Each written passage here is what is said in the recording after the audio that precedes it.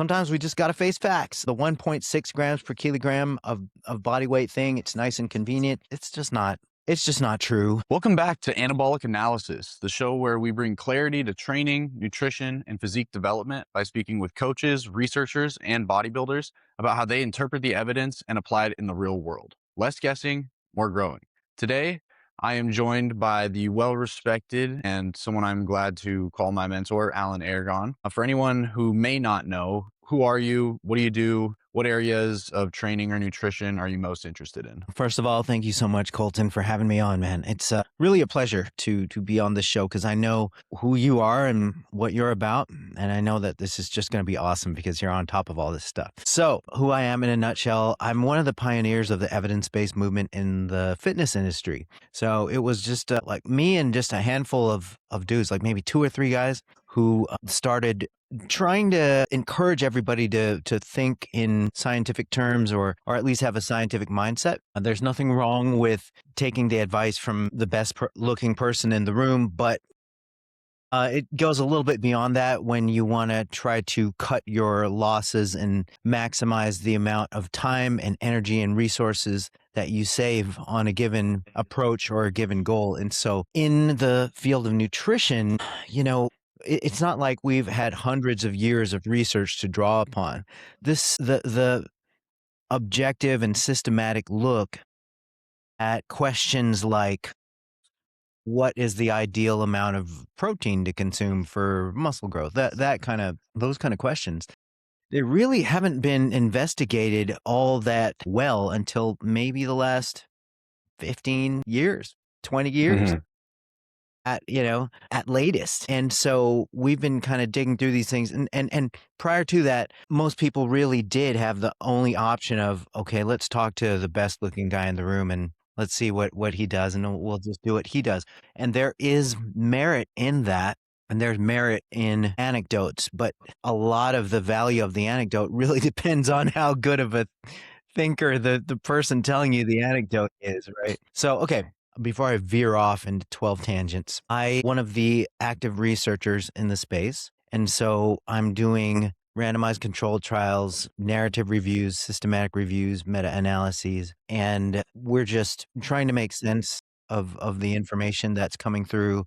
And we're trying to do the science that answers the lingering questions that are coming through.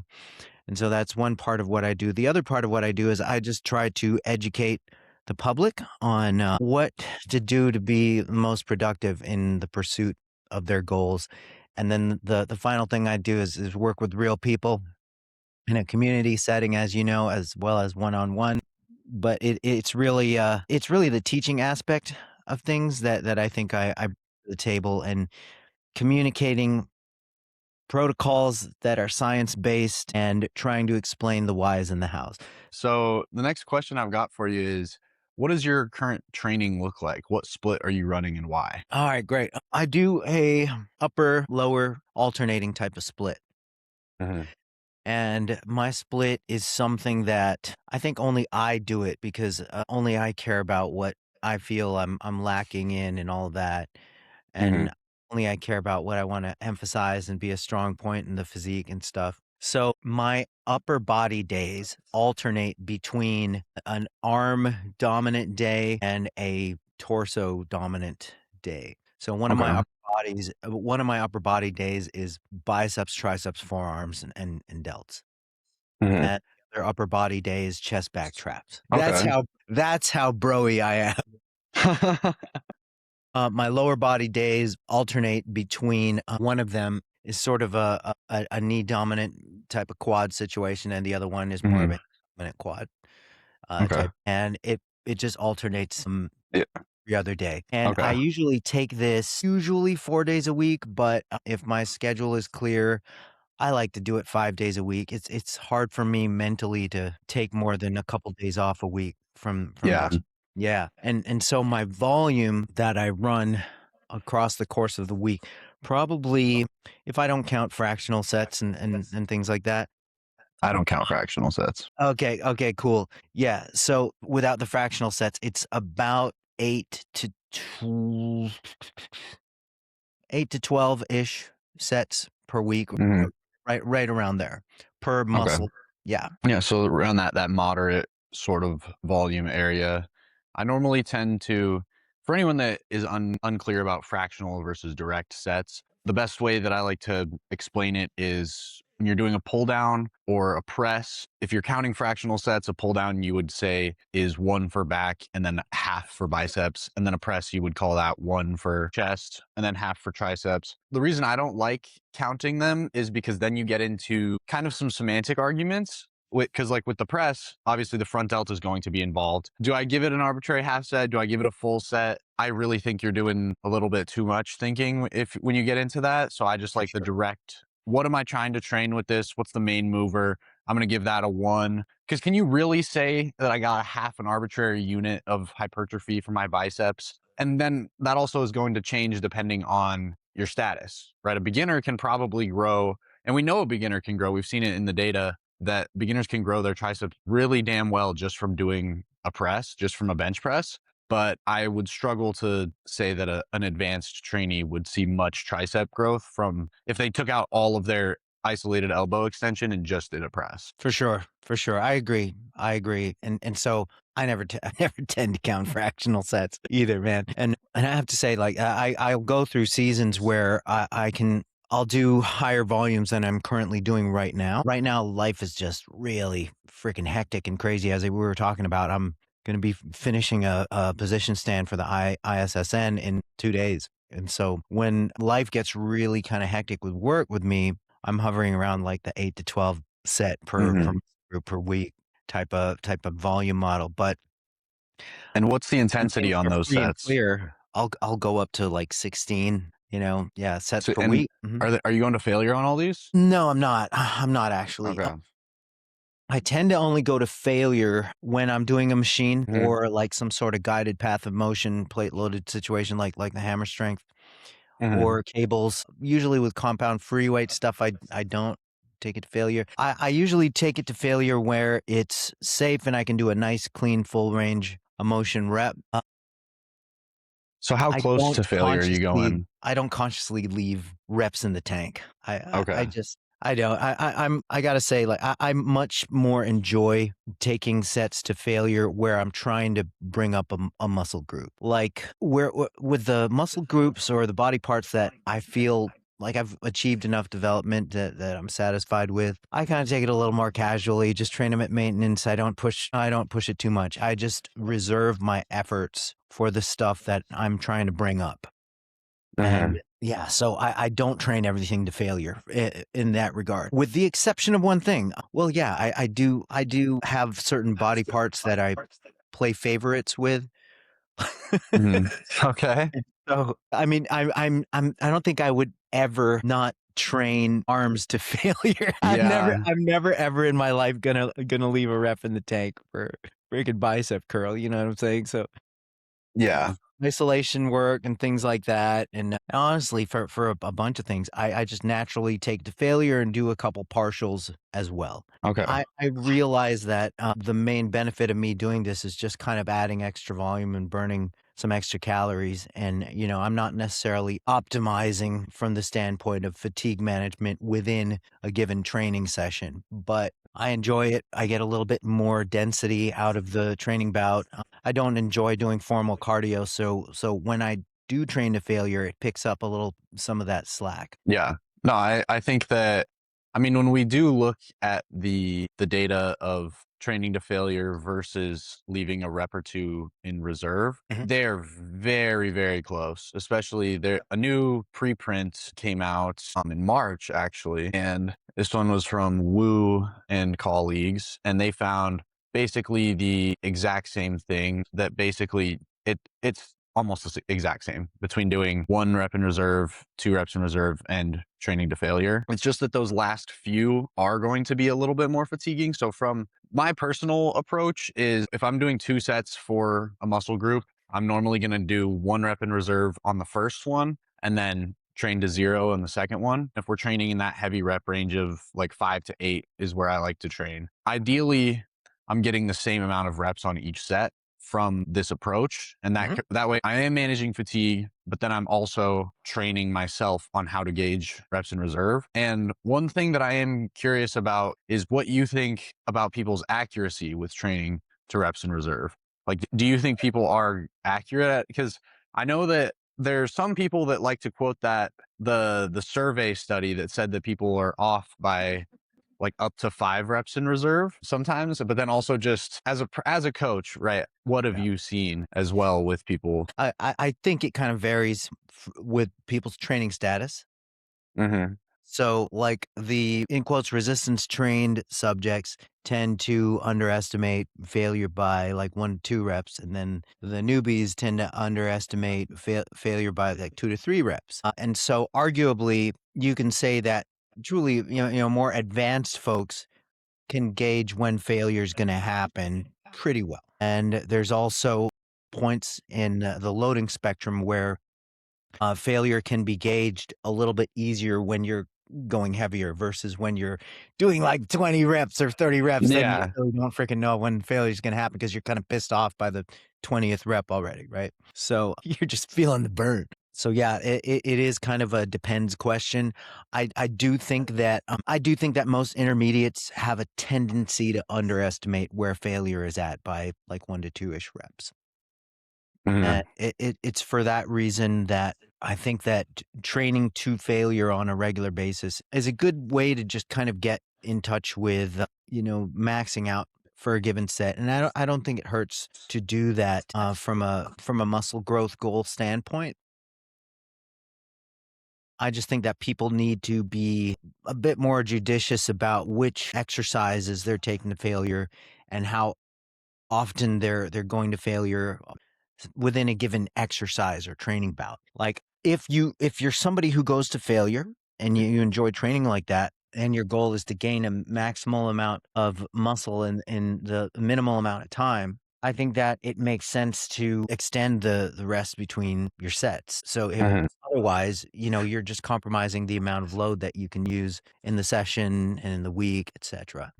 I understand the theory of keeping like 1 to 2 reps in reserve if we're seeing the same amount of hypertrophy with keeping reps in reserve versus going to failure. But I always kind of cross-check the research findings with what I'm seeing in the field and what honestly what some of the bigger guys are doing all the way up to the pro level where you're not necessarily just talking about training and nutrition. You've got a little bit of jet fuel in there, Uh-huh. as a lot of the guys are really just taking sets to they're not necessarily leaving reps in the tank for a lot of the stuff. Mm-hmm. But as you know what, I think that you have to train in a way that you find most enjoyable and sustainable and in the way that you're going to do it consistently. Like for Yeah. me, mentally, it is a mental conditioning thing. The era that I grew up in, it was failure, failure, failure. Like Spencer's book was really big when Yeah. I was a teen, and if you weren't training to failure, then you weren't doing all you can back in the Mm-hmm. day. It kind of got ingrained, and I really kind of got to enjoy the feeling of that. And I've been training a long enough time period to know when I'm overdoing it and when I'm not. If I was running a high set volume across the course of the week, and if I was really kind of constraining the time that I was training per session, then I might pay a little bit more attention to not taking certain sets all the way to failure. But and if I wasn't getting the results that I wanted, I would kind of seek different ways to try to optimize. But I truly, there's research and then there's kind of personal experience and sort of what you believe and what you've observed. I have a personal preference to train to failure on the muscle groups that I want to bring up. And like for calves, I've always had, in fact, I just went to a wedding. I got a suit, not a wedding, a quinceañera. I freaking had issues with my calf size with the stupid pants. That's a good feeling. I'm like, God, man, what am I supposed to like deflate my calves now so that stupid pants will get on? And so Like, with my calves, I don't give a crap about failure or what. I just train them because I don't wanna not train them, you know? Yeah. But with other groups, there's kind of no way I can mentally, I just enjoy pushing it, you know? Yeah. No, and I mean, when we do look at both the Refalo meta-analysis and the more recent Wu one, they obviously both of them, the confidence intervals cross 0, which means that we can't really say for sure, but they are slightly favoring the group that is training to failure. And I do think that people are good at predicting their reps in reserve, especially when they are using heavy loads. We have the Halperin meta-analysis from 2021 that showed pretty much, it's honestly kind of crazy. I love the graph because I always say that, like, I'm a huge proponent of training heavy. I don't think that you should really ever go over 12 reps unless you are forced to by something like a machine not going heavy enough. I would like, I'll do 10 reps and I'll get done and be like, oh man, that was cardio. That was, that was tough. But literally right at 12 reps is where the prediction accuracy just shoots out and it just starts going all over the place. And then there was another very interesting paper that came out this year where they looked at accuracy of reps in reserve with an old group and a young group, and they tried to predict 3 reps in reserve, which is, I never have clients do 3 reps in reserve. Pretty much it's always like 1. I think anything outside of that, you're getting, again, it's really tough. But even with 3 reps in reserve with 80% loads, which is even, that's like 15 reps, people were accurate. They estimated very accurately, both in the young and the old groups. So this kind of like, I think that people are accurate with reps in reserve gauging. When we think about it, it's like, okay, just because they can do it pretty well when they're lifting heavy, should they? Because training heavy clearly and training to failure clearly has this hypertrophic effect that leaving reps in reserve might not. And I think that sort of the fatigue that comes from training, that one rep, that one last rep, for me, what I tell my clients is if you're really going to have to grind on that rep, just kill it. Because I think stimulus to fatigue ratio has kind of been overblown a little bit, but I really do think that when you have to if it's going to take you 6 seconds to get one rep, the added stimulus you're going to get from that compared to the amount of fatigue is going to be insane. Like I know I've had reps on like leg press or hack squat where I've done those 6-second reps and then I need to rest for 6 minutes after that. And I really don't feel like those reps are worth it. Yeah, for sure. And something like hack squat, that is one of the exercises where it's just not conducive to training to failure, let alone like doing partials. You're not going to do partials on a freaking hack squat. You know what I mean? I used to do, I used to do, Ah, I used to train, I'd feel pain just hearing about it, man. I used to do some crazy training to failure. I would go to failure and then do lengthened partials. My leg days were awful. I loved them though. I had a lot of fun. But earlier in my career, I would do leg extensions to failure and then do some lengthened partials basically until I couldn't move the weight. And then I would get up and then do sissy squats to failure. Yeah.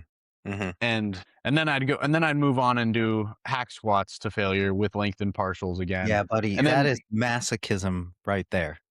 yeah, it was not fun. But this is also where the practical experience comes in, and I'm like, I was still growing quite a bit. So this is where I think a lot of people are really overestimating the effects of fatigue. Mm. Like, yes, it's gonna be there, but you can train really, really hard and grow and not have to worry too much about fatigue. I think it's been kind of fear mongered almost that if you train hard, that you're going to just not be able to grow. And I do think you mentioned something earlier about how you kind of just look at if what you're doing is working, and that's an indicator that I think a lot of people don't really look at is if you're growing and your program is working, don't change it. Don't fix something that's not broken. People get too caught up in this trying to optimize everything and break things that aren't broken. Yep. Yep, yep. No doubt about it. People have different training styles. They gravitate towards different ways of training. Like even take it to failure versus leave 1 or 2 reps in reserve. You can progressively overload either method. Hmm. Yeah. And so, it is kind of more of an academic type of question than a practical question of do you train to full concentric failure to optimize everything, or do you leave one to two reps in reserve? I think that it's important to keep the concepts in mind that you do need to be able to properly manage fatigue within a given training session. Hmm. But the bigger picture is, whichever way you train, whether you're doing lower reps, heavier loads, or whether you're doing moderate loads or lighter loads and higher reps, if you have the goal of muscle growth, are you progressively overloading, Yeah. from like month to month? Hmm. I think that people just need to keep that in mind as sort of the overarching thing. Yeah.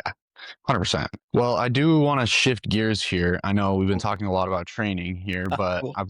since I have you here, we got Mhm. to talk about nutrition. What do you think the sort of the optimal range is for carbs, let's say in like grams per kilogram? Like Mhm. I want to be maximizing my rate of hypertrophy. How many carbs should I be having? All right. Okay, I have to frame the answer with we've never rooted this question out in the research. I mean, the scientists with half a brain and scientists who actually train have never gotten together and sort of replicated results that could give us a definitive answer. Hmm. What we do know, this is all that we do know. We do know that ketogenic levels of carbohydrate are a bad bet for Hmm. maximizing muscle hypertrophy. There are a couple of meta-analyses showing that there's no significant difference between, ketogenic carbohydrate levels and whatever, non-ketogenic carb levels, the control amount of carb levels. But when you look at the actual data and you just, you know, like line up the studies back to back and see what's going on. The non-ketogenic carbs are the better bet. They do have definitely the edge, and even more than the edge in terms of both preserving muscle mass during hypocaloric or dieting conditions, as Hmm. well as increasing muscle mass in non-dieting condition. Even though you're not looking at this in quotes, statistically significant difference in some of these analyses.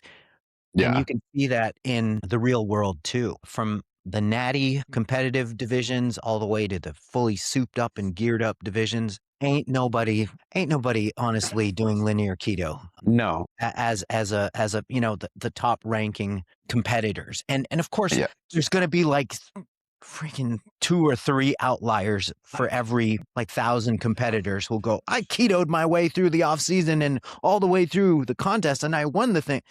It's like, okay, now can we realistically tell people that's the best way to do it? And Yeah. the answer is definitely not. And I want to qualify this too, Colton, with look, if you have goals of just gaining some muscle, looking decent, then keto away, but if we're talking about reaching your ultimate muscular potential, then there's many reasons why undercarbing is not going to get you there. And so Yes. to more directly answer your question, what is the minimum we need to do? We don't have the answer to that, but just observationally looking at populations and even stuff like that that's published in the literature, it is kind of like this minimum of about 3 grams per kilogram of body weight if for carbohydrate. That Hmm. would be sort of the low end of what might still optimize muscle growth. Now, whether I totally agree with that, that's a little bit of an OCD nitpick.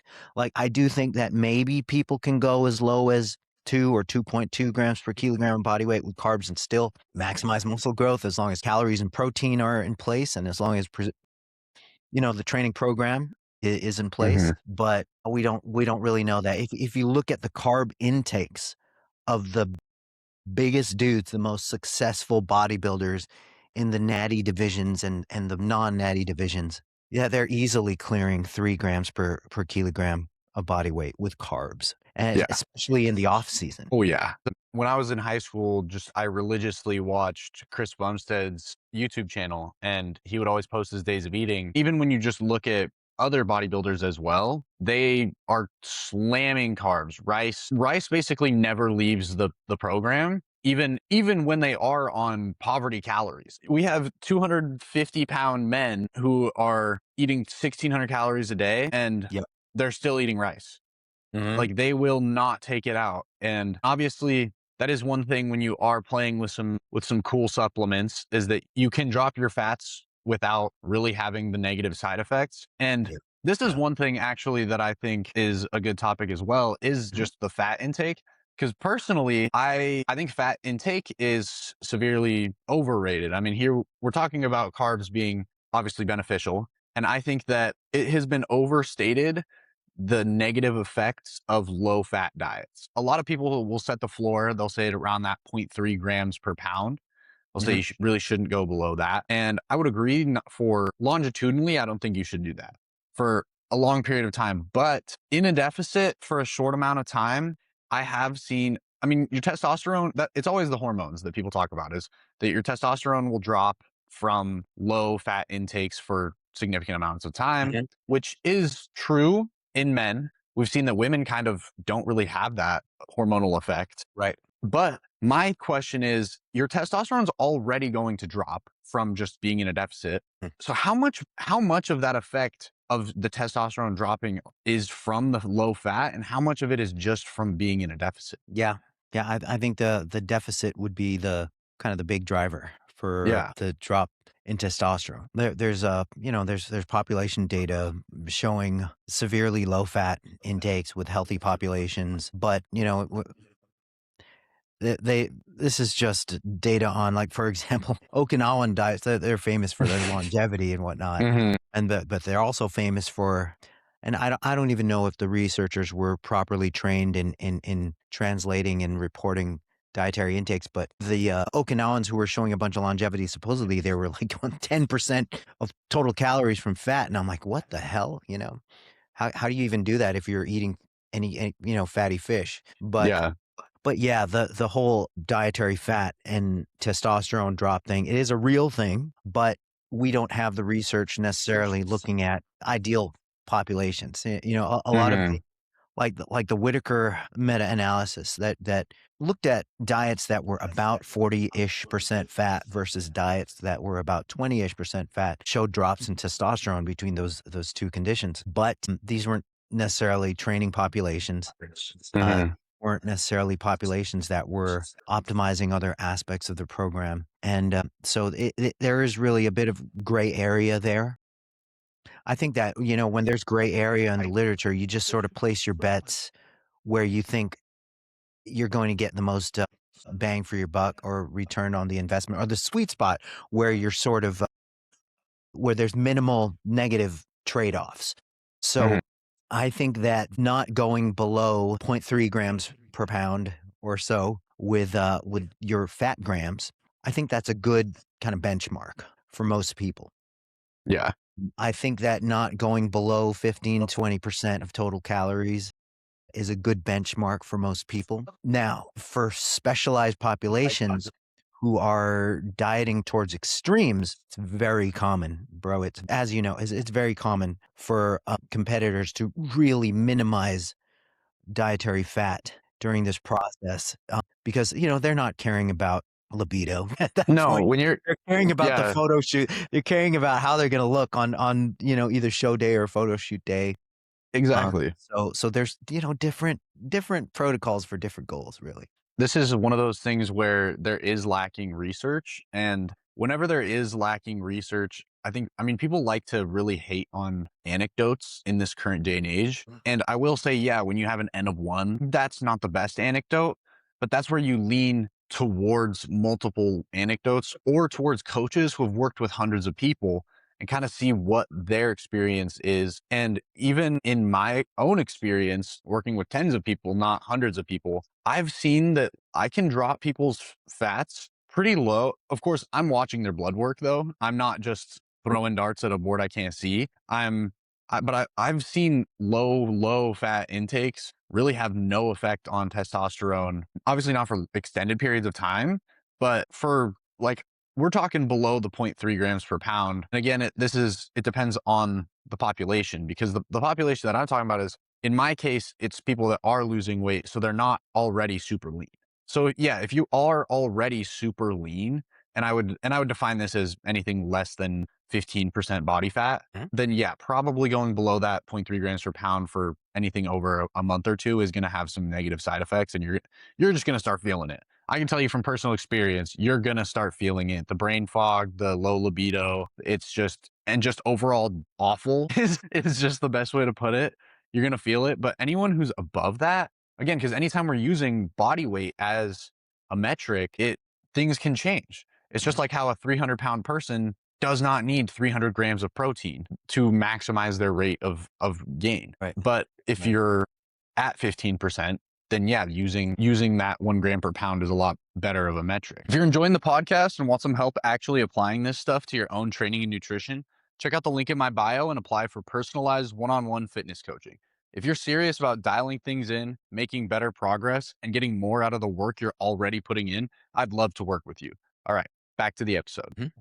Yep. So Agreed. now we've covered fats. We've said that you pretty much want to keep them at around that 0.3 grams per pound. And I would say if you are overweight, or if you're over that 15% and you do want to drop below that 0.3 grams per pound, then I think around 50 to 70 grams is a good like floor for most people.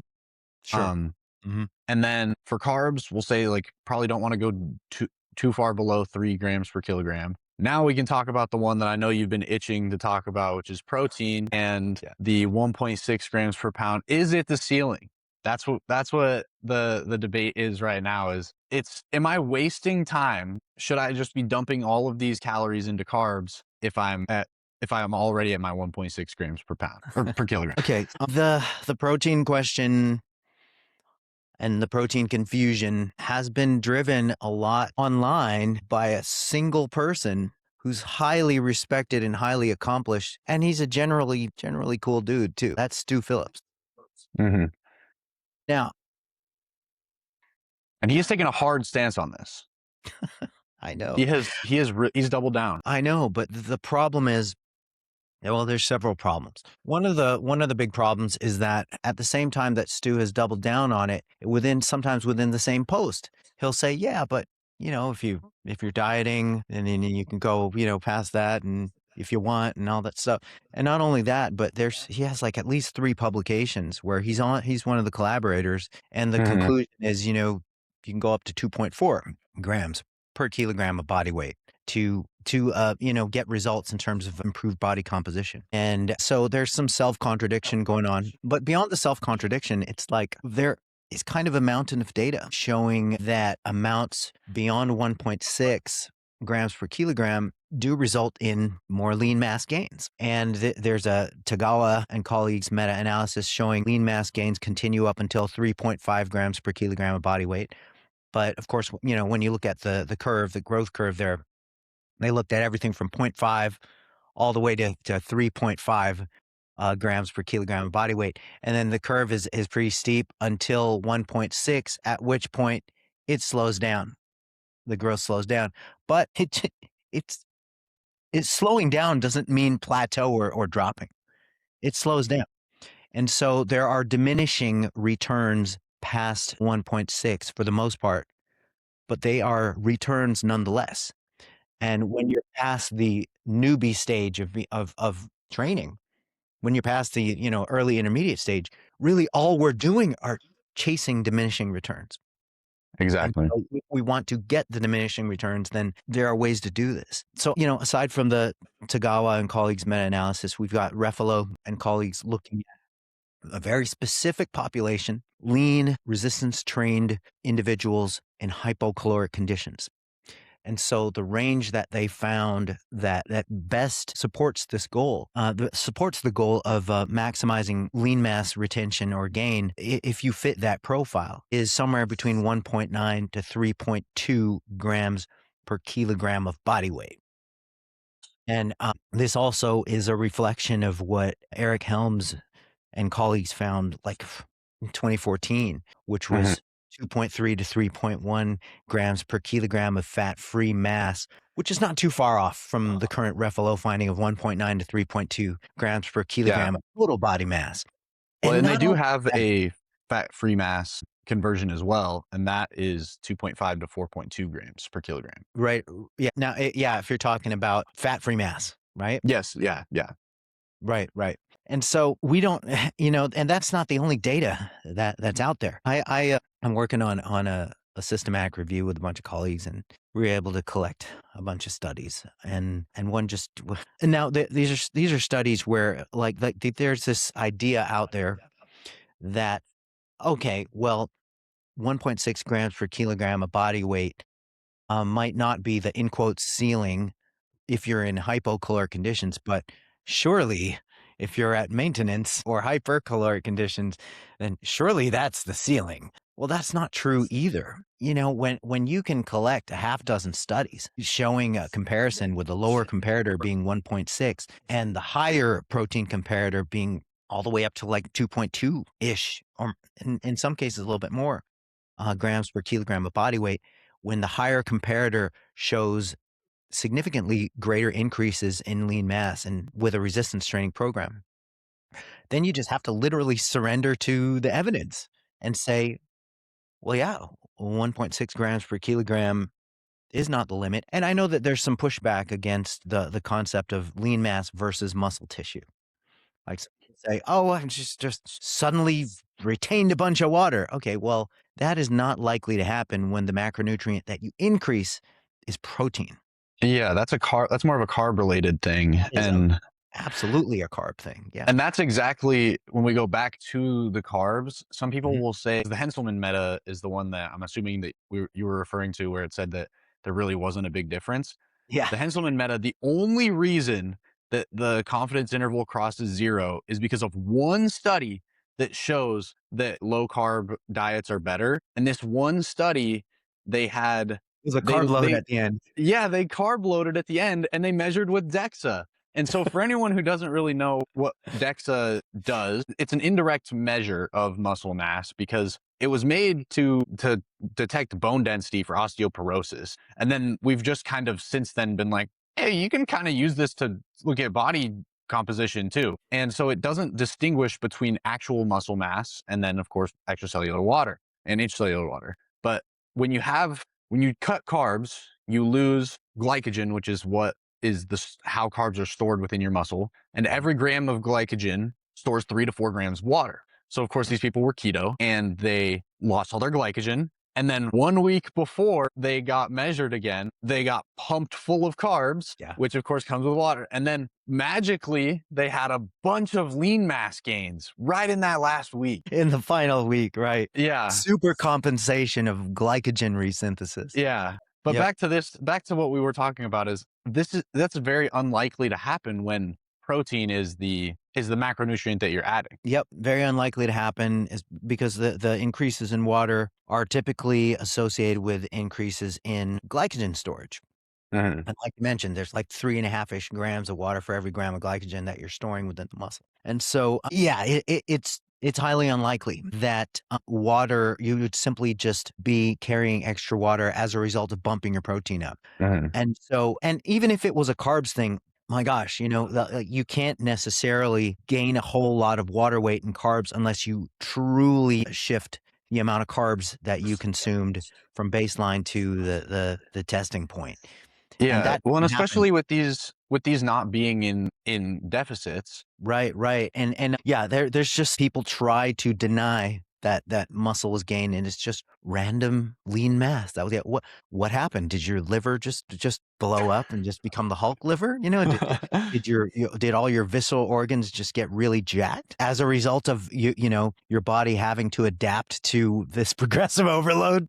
Mhm. No, really skeletal muscle that's going to take the brunt of those adaptations. And sometimes we just got to face facts. The 1.6 grams per kilogram of body weight thing, it's nice and convenient. It's nice and economical. You don't have to. Protein is usually the most expensive macronutrient at the grocery store. And so, hey, hallelujah, Especially 1.6 nowadays. is the ceiling. Yeah, it's just not. It's just not true. And people who insist on pushing that narrative they seem to be much more interested in like reading like a set of commandments or something rather than just sticking to the evidence. Yeah, it seems like I mean, just with a lot of things in the science realm right now, is people are very culty around things like that. Like they'll stake their flag down that 1.6 is the ceiling and you don't need to go higher than that. And then they're just unwilling to change that opinion. And Yeah, and and regardless of and the literature. and they cast judgment and they make generalizations about everybody else's goal just because their goal doesn't apply. Like, Hmm. look, I will be the first person to say that if you want to gain muscle, you can do it on freaking 1.2 grams per Hmm. kilogram. You can do it on the RDA.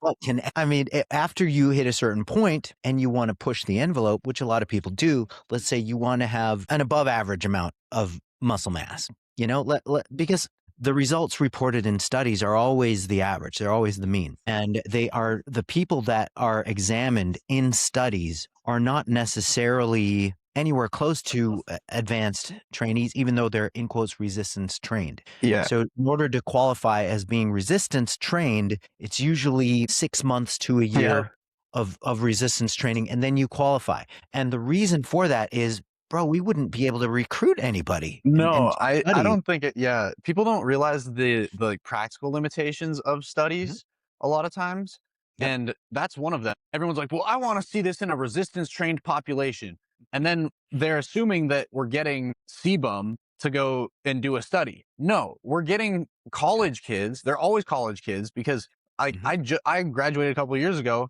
I did a couple studies. I can tell you that it's people will see, oh, hey, I can get paid $50 to do this. Yeah. And they'll ask you your questionnaire and it's going to say, did you resistance train around 3 times a week Right. for the last Right. 6 months? Like, they're not super jacked people that are doing these studies. 9 times out of 10, it's going to be just some college kids or old people because those are the people that are willing to do these studies. A serious lifter, 9 times out of 10, is not going to do these studies.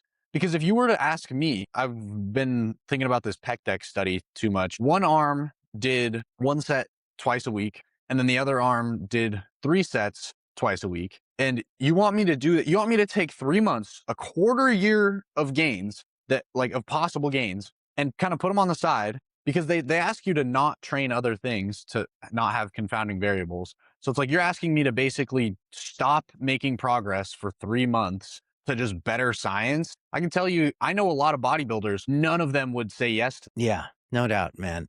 It happens all the time. People would have to willingly go through like a detraining or a deload phase to participate in a lot of the training studies and even a lot of the nutrition and training studies. Like, the first thing that comes to mind is the Helms and colleagues study that's driving the "you don't need a caloric surplus" narrative Mhm. line, where the subjects ended up essentially deloading while consuming 2 to 3 times more calories than what was assigned for each condition, the maintenance and the small surplus and the large surplus. And so when they're consuming essentially very large, significant surpluses along with a deload, of course, nothing's going to happen. And so, towards your point, there's not a lot of higher intermediates or advanced trainees who are going to participate in a 12-week long deload.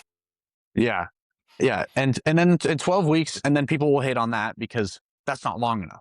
I want it to be 16. Normally, control and time are very much inversely related. So if you want to have a ton of control, that's where you see the studies that are a week long, that are Yep. 2 weeks long, because that's Mhm. realistically, that's as long as you can ethically hold someone in like a metabolic ward and control every single meal that they're eating. Yep. Other than that, when you go into the long longitudinal studies, that's where you have to start doing like dietary recalls and you just look at their nutrition tracking, and like they use MyFitnessPal for most of these longitudinal studies. And I can Mhm. tell you, as a coach right now, as a coach and as a bodybuilder, that if you looked at my clients or my log from the last 6 months, it is not 100% accurate. Even when people try, I mean, we have studies on this that obviously they're obese people, but they were off by 50% on their tracking. And then even when registered dietitians try to track and they really try to track, they're off by about 10. Mhm. And this just multiplies over time. So this is again where I do think that anecdotes hold weight, because we do have to think like you always talk about it when someone asks you a question, is you want to say, well, what's the goal? What's the population? And that's where we have to that's why there's so many different prescriptions, because we're taking the research that's on a population that is different than who we're actually trying to apply it to. Yeah. Yes, Yeah, no doubt. resistance trained, but not in the same way. Yes, they're resistance trained, but not in the same way that you are after you've been lifting for 5 years. Yeah. Yeah, Brad Schoenfeld always likes to call studies pieces of a bigger puzzle. Yeah. You can't stake your entire belief system on a single study. A single study is never going to change the world or change reality. And a lot of the limits of science are something. The limits of research are what people don't think about a lot. You're looking at studies Hmm. that are 4 to 12 weeks. You're looking at populations who are not necessarily advanced, and you're looking at protocols that don't necessarily reflect what is going on or what's really working in the real world. But does that mean it's useless? No, but you have to look at these things critically and you have to keep them in mind. Exactly. And if you have clients' results on the line, there are some studies that you can't stake your livelihood on. There's some results that you have to go with. What have you seen historically work better? Yeah. No, I 100% agree. We've talked about how 1.6 is probably not the ceiling. So let's say, just to give someone a practical, full recommendation, let's say they're wanting to build muscle, or they've hit their 3 grams per kilogram with carbs. They're eating around that 0.3 grams per pound with fat. And now they're setting their protein and they're at 1.6 and they have some more calories to Mhm. play with. Do they go into carbs or do they go into protein? I mean, we should first of all say they're not going into fat. Fat is not a hypertrophic. Like once you've hit that minimum, you're not going to be really getting gains from boosting it up. So where are they going to put those extra calories? How should they allocate them? Should they bump their protein above 1.6? And if so, how far do they go? Or Yeah, should they yeah, put them yeah. into carbs? So just according to the data that we have, and also according to field observations, the gains under maintenance conditions or hypercaloric conditions, they kind of top out near a gram per pound. So 2.2 grams per kilogram of body weight. And so you can choose to add more protein than that if it kind of keeps you adherent, or if you find that it keeps you more satiated and kind of keeps cravings at bay and tamps things down. I mean, there's only so much carbs and fat you can load yourself up with, before you start running into issues. But it is right around a gram per pound that we start really seeing gains level off in naturals, in ideal growth conditions with respect to energy balance. Yeah. Okay. So yeah, I think that's a good recommendation that we can leave people with. If we're really looking to maximize hypertrophy, whether you're at maintenance, whether you're in a slight surplus, put your fats at just have At that minimum. Right. At Have least that minimum. at least the minimum, and then carbs Yeah. at least that minimum, the point, point 0.3 Yeah. grams per pound, and then And with then fat, and I think you most people at their maintenance calories are going to be high enough to where they can set protein at 1 gram per pound. They can set carbs at more than likely something higher than 3 grams per I kilogram. verbally typoed. I said point 0.3 for carbs, but it's 3 grams per Yeah, yeah. kilogram of body Three, weight. yeah. So most people will be able to set their calories at 1 gram per pound with protein. You can set your fats at 0.3 and then carbs at 3 grams per kilogram. And then after that, just kind of play around based on preference. Because Yeah, yeah. realistically, if you're at maintenance, 0.3 grams per pound of fat is pretty low. So Mhm. most of the time for just preference and for just overall adherence, you're going to want to go a little bit higher than that. Sure. And that's just what I've Yeah. noticed as well. Like people like having a little bit of peanut butter. So let them have it, like Yeah. if you want to have, and then there's also things like you get into micronutrients and you're going to want to have your eggs and your salmon and stuff Mhm. like that. So I do have Yeah. the recurring segment. It's called Anabolic Analysis. So I've got 3 questions for you. First is, what is the most recent thing you've changed your mind about? Oh, wow. Wow, dude. Okay. I used to think that intermittent fasting was a super bad idea because your muscle will just like fall off your bones. But there's just been a mountain of intermittent fasting studies that have come out. And in the general population who doesn't necessarily have these extravagant muscle gain goals and stuff, if they just sort of want to maintain their average amount of muscle mass, then their muscle is not going to fall off the bone from intermittent fasting as long as they're resistance training and as long as total daily protein is decent.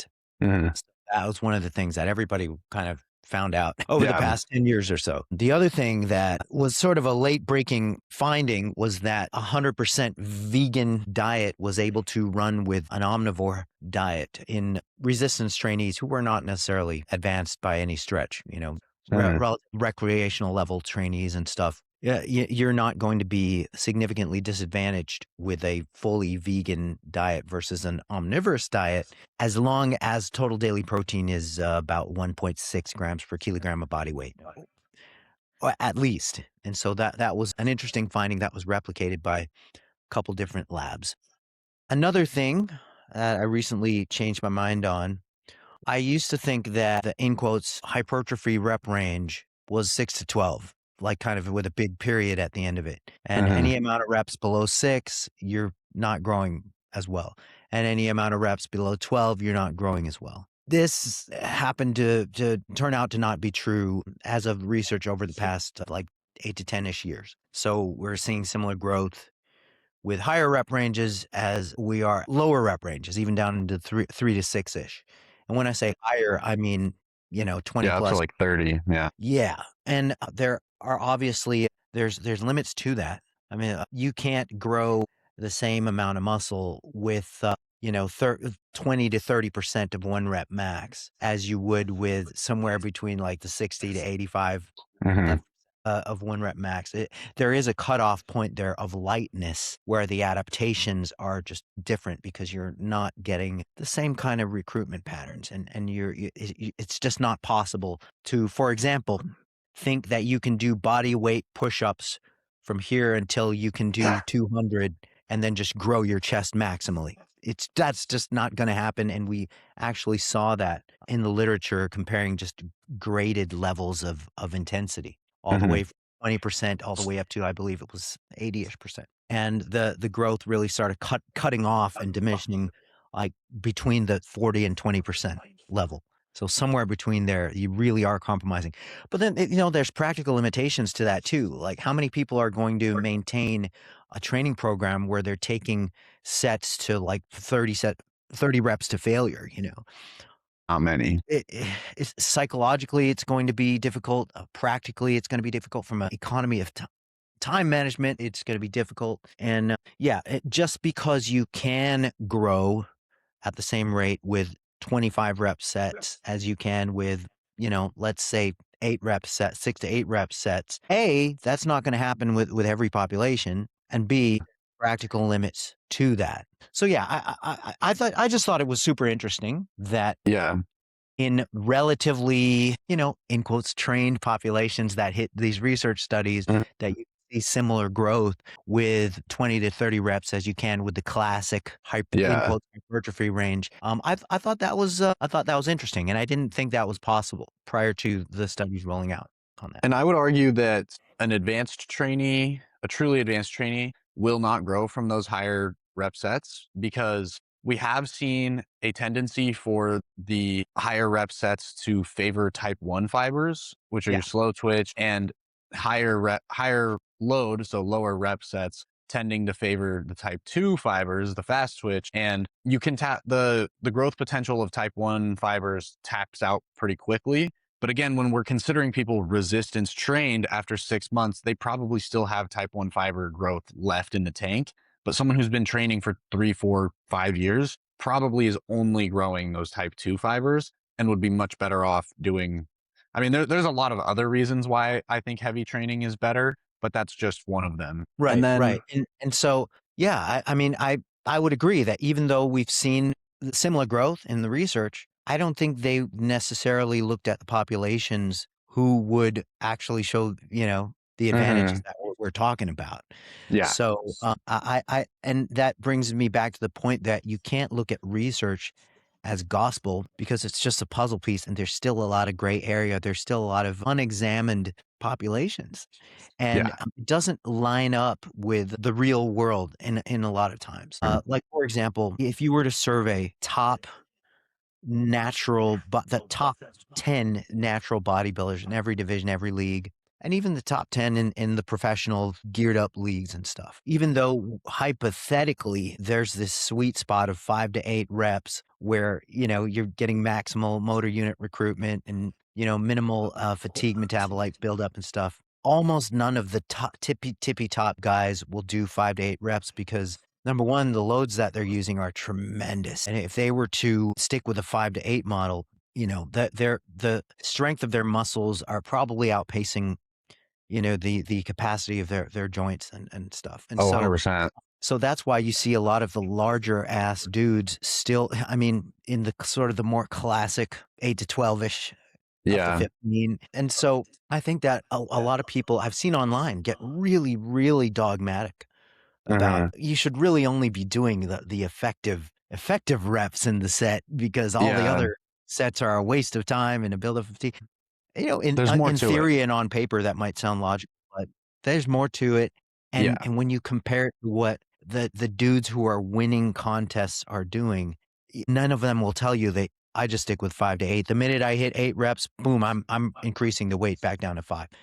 They never do that. No, yeah, I agree. And especially with the geared up guys in particular, their muscle growth is outpacing their tendons and their joints abilities. So that's another thing that you really have to take into account. And I mean, that's why a lot of them get injured. The next question that I have for you is, what is your best advice if you had to give just one single piece of advice for someone trying to build their best physique over the next 5 years? It's just about consistency, man, and realistic expectations. Natural guys, if they, yeah, like in your first year of training, if you gain like an actual pound of muscle every month, then you're doing insanely good. And it just kind of drops off from there. Hmm. In a hypothetical pie in the sky, a 5-year period where you reach your ultimate muscular potential, you might average 8 pounds of muscle gain a year. If all you do for 5 years, drop your career, drop your relationships, and just concentrate on eating, sleeping, and training, and then you gain 40 pounds of muscle, you'll literally average 8 pounds a year. And so with most people, it's gonna be like half that because life is what it is, man, And so just have those realistic expectations and be consistent. Yeah, those are the big things that I would say, and be careful about what you listen to online because a lot of people are arguing over what's going on in research studies while not having had a deep enough body of experience with the real world, you know? And so just be really careful about that. And then, of course, take the advice that you and I talked about over the past hour or so with nutrition, then you'll be good. Is there anything that you're currently experimenting with in your own training, nutrition, or coaching? Yeah. So with training, I've been enjoying cluster sets. I've backed off from it a little bit because it is a little bit fatiguing. But I'm talking like cluster sets to failure. So like if you completed a set and your last rep was fatiguing to failure or close to that, and then you take 5 to 10 seconds of rest, Hmm. go right into the subsequent set, just sort of piling those up within a training bout is kind of a fun thing that I've been experimenting with. And also, you know what? Like I try to see what everybody's mad at online, and then I try that and see how that goes. And so, like cluster sets, drop sets, drop sets are just.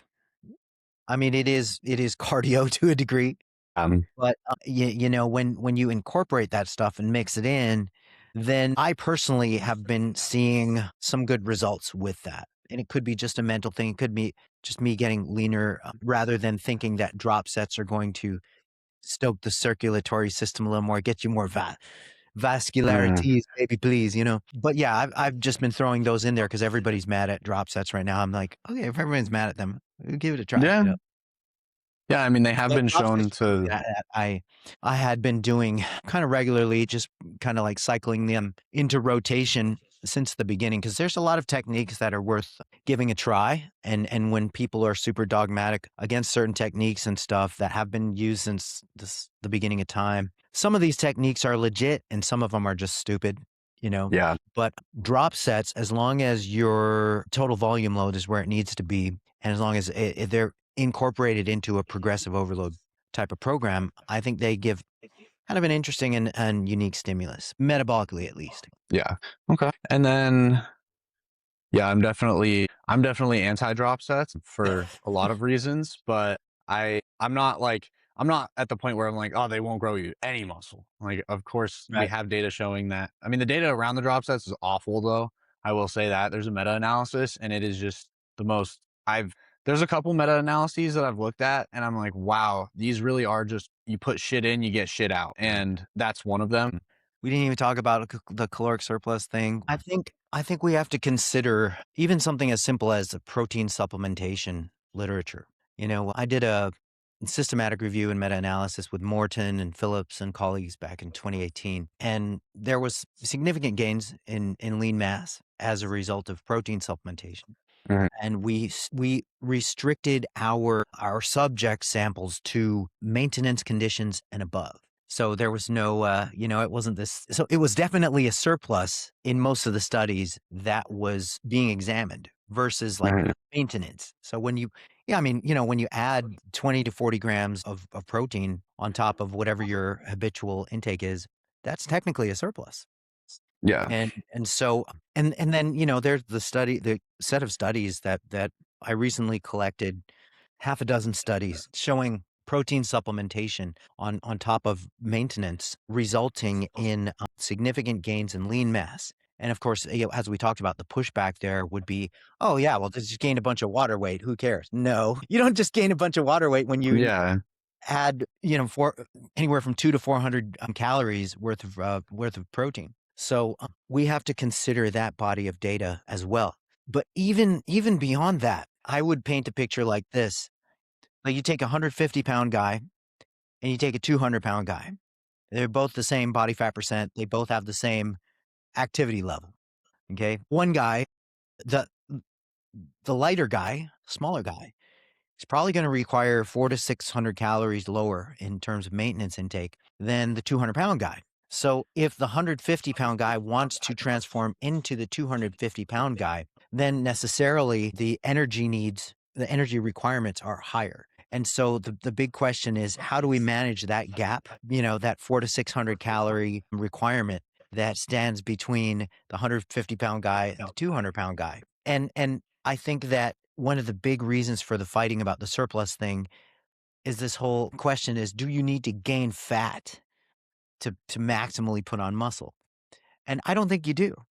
And I don't think you do. And so really the discussion should be, how do we optimize the caloric surplus so we make sure it's implemented while minimizing fat gains, unnecessary fat gains? And I think that's a more interesting question. Yeah, and definitely one that needs looked into. I mean, we have the most recent paper was the time restricted eating in a calorie surplus that was supposed to be a time restricted eating versus a regular. See, this is the thing with the nutrition studies is they always end up not being what they were supposed to be, because this one was supposed to be just equivalent surpluses. One group is time restricted eating, one group is not, is just regular ad libitum. But then it turned into a big surplus versus a little surplus because the time restricted eating group ended up eating a smaller surplus because they were trying to fit a surplus into 8 hours. But then we saw that they had the same increases in lean mass. And that was only I calculated the surplus. It was about like 200 calories, 250 calories. Yeah. And they still gained a significant amount of fat mass over that period of time. So that's why my practical recommendation is to not program a surplus, because I always include 1 to 2 off-plan meals in my nutrition programming. So if we're looking at a 2 to 300 calorie surplus per day is still putting on significant fat mass, that means we're probably going to need around, I don't know, 100, 150 calories a day. So if I program you to eat at maintenance, or you program yourself to eat at maintenance for the week, and you just include 1 to 2 off-plan meals, maybe you go on a date with your partner, maybe you just have a meal where you kind of don't really track it, that's probably going to be enough to get you over that hump. Okay.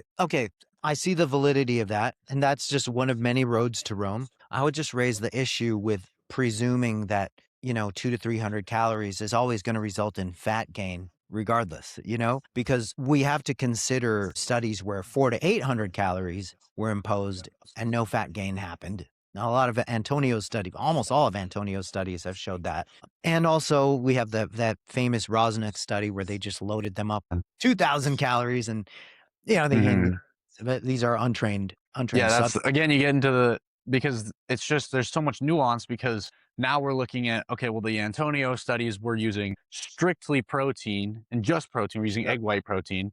And then you look at that the Rosnick and it's untrained individuals. So that's again of the question is we can't just make a blanket statement. We need to know what's the population and what's the goal. And Yeah. those What's because the both of population? those answers are going to What's the goal? significantly change the answer. Right, right. So we've got contingencies here. You mentioned population, goal, and then how are you going to impose the surplus? Are you going to just give them like an extra donut or two a day, or are you going to give them like a piece of lean steak a day? Or is it going to be somewhere in between there? Is it going to be the equivalent of an extra small to moderate size in quotes bodybuilding friendly meal? I think that there are a lot of individuals in the real world who would have a very tough time gaining muscle just by focusing on keeping the same nutrition plan and, trying to force the training progression and stuff. Mhm. You have a sort of a sneaky way to create a surplus with those two free meals or a free day or Mhm. however you put it. And that's fine. That's great. I mean, that's pretty clever. And so, but I think there's other ways to do it too. I think that you can't. I think in my observations, for people who have a very tough time gaining muscle, they do need to target a very specific daily surplus. But it's not much. It's not much. I mean, we're talking like 10% above their calculated maintenance, and Mhm. sometimes 20% if they're really one of these hyperkinetic dudes who just are. And it works both ways. There are Yeah. people who have a hell of a time losing weight, and there are people who have a hell of a time gaining weight, and sometimes it's a matter of imposing a more aggressive surplus or a more aggressive deficit. Yeah. I When we just also have the fact that certain people will see an automatic sort of increase in NEAT in their non-exercise activity thermogenesis when you impose a surplus, Mhm. so sort of causing them to absorb that surplus, which Yeah, and so then again we're getting into the practical limitations of right. this and just more nuance, Oh, for sure, man. more of the it depends, right? That's the thing that Yeah. everyone hates.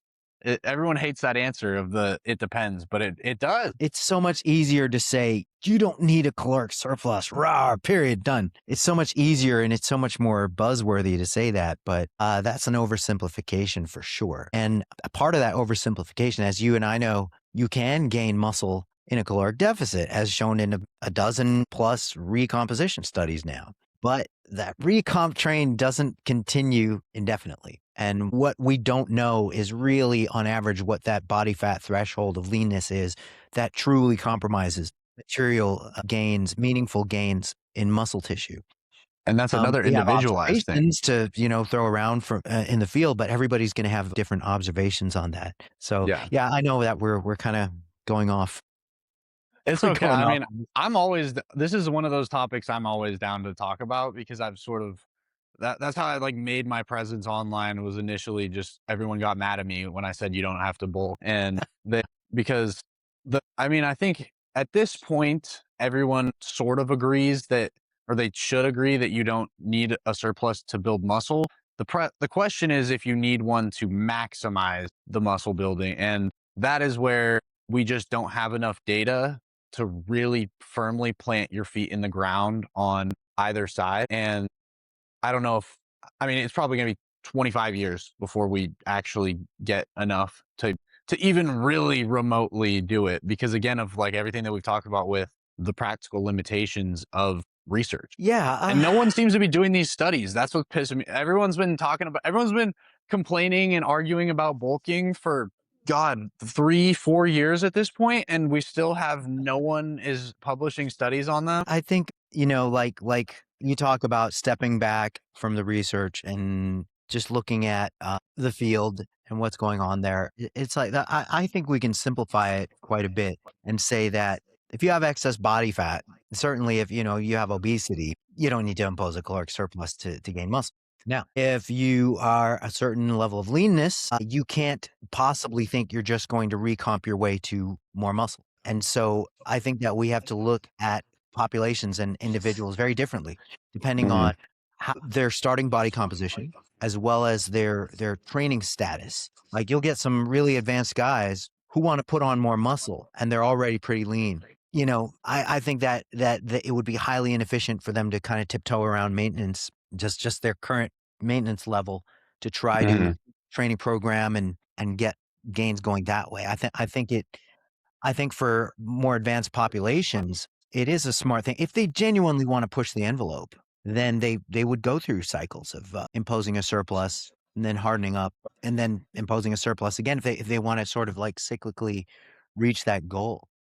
And there's different nuances and rabbit holes here for sure. Oh, 100%. And I mean, like, because then it's like once we decide, I mean, once you've said whether or not you need to, then it comes down to, okay, well, how big? That's why I have my sneaky way of implementing it, because it's very, very clear that at this point, I think you can say that a bigger surplus, like calories are not, they're not the growth stimulus. So smacking more and more and more calories on is not going to lead to more gains. And that is one conclusion I think that you can come to from the Helms paper. And then as well as this more recent time restricted eating paper, is that bigger surpluses do not cause bigger gains in lean mass.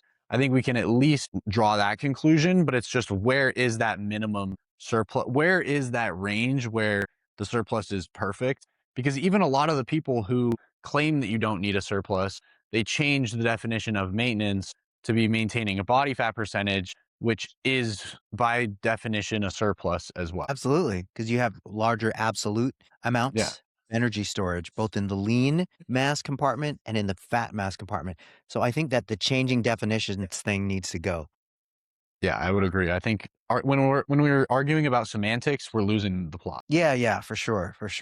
It really should be made clear that it is possible to overdo the caloric surplus. And Right. I do think I would push back a little bit on the idea that calories are not necessarily part of the equation, because calories fuel pretty much everything. Every growth process is a calorie requiring thing. It's just that I would agree. I don't think you need to put on fat to gain muscle, and there's plenty of evidence to demonstrate that.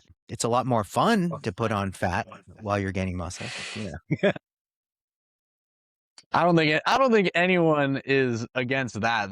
That's the whole reason dirty bulking exists, right? I think that's also part of the bulking crowd, is they're kind of just hoping that you can say they're like, yeah, you can go slam 8 Domino's pizza and hey, you know what? You're maximizing muscle growth by doing that. Because yeah, that would be amazing. Everyone would love to hear that. Yep. Like I can just eat whatever I want as long as I go to the gym. I'm gonna be getting jacked. Like, yeah, I wish that was the case. Yeah. There's degrees of how to get this done. But yeah, like fundamentally speaking, bigger guys have bigger maintenance caloric requirements. Smaller guys have smaller maintenance caloric requirements. How we bridge the gap there to implement the escalating calorie requirements from the small status to the larger muscle mass status. That's really I think that's the discussion. Yeah. Not whether or not you need a caloric surplus. Of course you do. Over time, of course you do. That there is a growth is by definition an escalating calorie requirement, and even when pushed all the way to the wall, it does come down to at least a little bit of a surplus when you math everything out between a little guy and a much bigger guy. There is a caloric maintenance difference that can be as little as 200 to 300 calories, all the way up to 800 to 1,000 calories, depending on the difference in size of people that you're looking at and the goal that you have. It's just that most people in the real world, you are looking at a 200 to 400 calorie difference, possibly 250 to 500 calorie difference in maintenance from where they are to the muscular size that they want to be. And so I don't think that is escapable or debatable. It's just what is debatable is how are you going to implement that surplus, maximize results and minimize the downsides like excess fat gain and the negative health impacts that excessive amount of fat causes. So, Well, I mean, and then we also have to get into the fact of how long it's going to take. Like in the example that you gave of the 150-pound guy wanting to get to a 200-pound, 5 years. at least Oh yeah, minimum. 10 Yeah. years. Yeah. Yeah. So that's the other side of the equation is it's going to take a long, long time. The newest meta regression on lean mass gains over time, again, not perfect because we don't have really any longitudinal studies, but it found that first year you're going to grow by about 11-ish%. And then from year 1 to year 2, you're going to add another 1.5% on average. So if we're adding 1% per year, and like we also said earlier, life happens. Injuries happen regardless of how perfect your training is. People move, priorities change, life gets in the way. There's a lot of things, these confounding variables that really determine how much you're going to be able to grow. And again, that's why I think when it comes down to how do you practically implement this surplus, the sort of prescription that most people who say you don't need a surplus are going to tell you you should eat the amount of calories it takes to maintain your body fat percentage, which again is still a surplus. I already said my route is eat at your maintenance calories, have a couple off-plan meals, or you could try the Jose Antonio way. You could eat at your maintenance and then smack 30 grams of protein on top. You could try doing it with carbs, but at the end of the day, as long as you're progressively overloading in the gym, and that's the other thing is you should be comparing your rates of progressive overload. If you like run experiments on yourself, and that's always what I say with volume as well, is people will ask me what the best volume is, and I say it depends.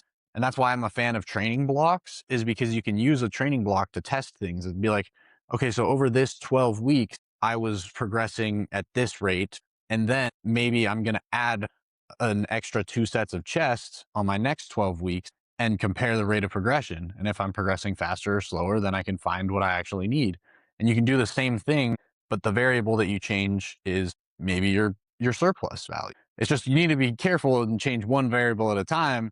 Otherwise, you have no idea what the hell is actually causing the changes. Yeah, yeah. Yeah, no doubt, man. And to your point about doing what you so there's research data that was just highly limited.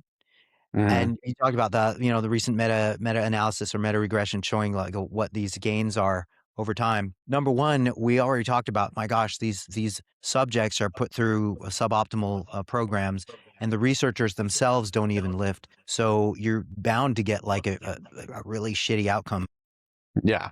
And even in the real world, it's like you would get fired if those are the kind of gains that you help people achieve over that time period. And, Yeah. and so that has always frustrated me when research pumps out some insanely small amount of lean mass gain when you're like, nah, I can achieve that in a few months with clients easy. And so there's that. And then you mentioned like you can either implement the surplus in sort of this nonlinear and sneaky way, or you could try the Joey Antonio way.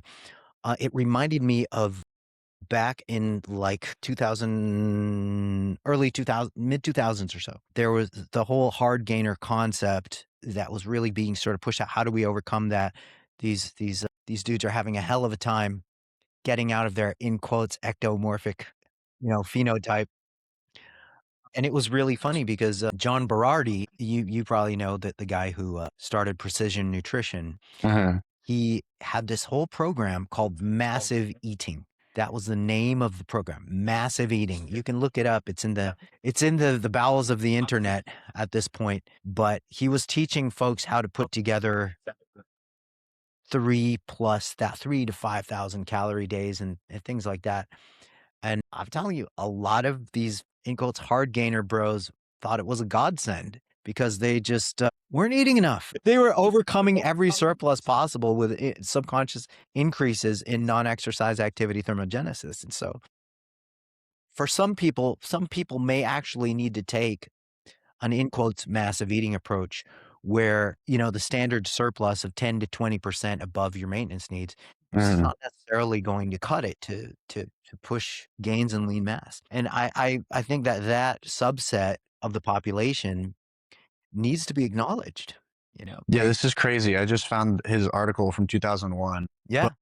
he eats over 1,000 calories surplus every day. On his Yeah.